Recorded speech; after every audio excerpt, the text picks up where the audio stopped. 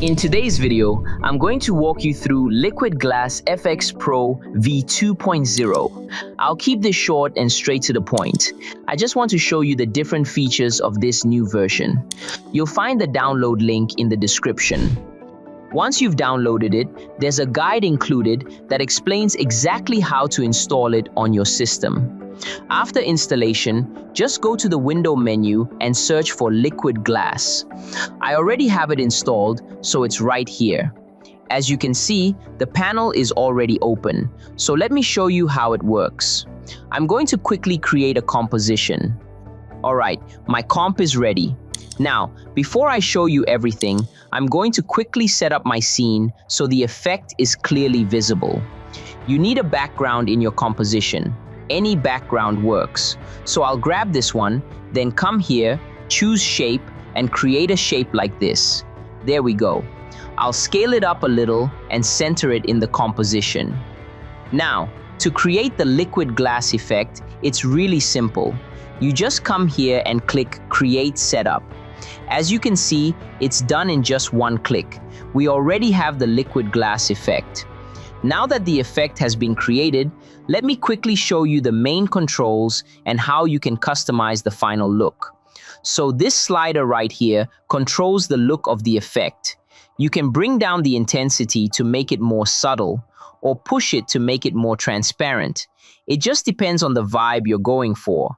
You can also increase the grain, adjust the style, and really fine-tune the effect to match your needs. Then we have these three buttons: H-Zoom, V-Zoom, and Circle. These are for generating animations automatically. So if I click H-Zoom, you'll see that an animation is created instantly. If I open the properties, you can see it added keyframes right there. That gives you a horizontal animation. Now, if I click V-Zoom, it creates a vertical animation. Same thing. The keyframes are all there, already set up for you. And Circle, this one simply rounds out the shape. If I click it, you'll see the shape gradually becomes more rounded. So with this button, you can easily turn any regular shape into an animated circle. Now let me do something a bit more interesting.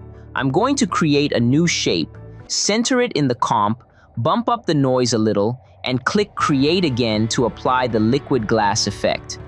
This time, I'm going to use a different background. I'll bring it in, and then I'll add some text. Let's say, liquid glass. I'll scale the text down, center it in the comp, and then hit zoom.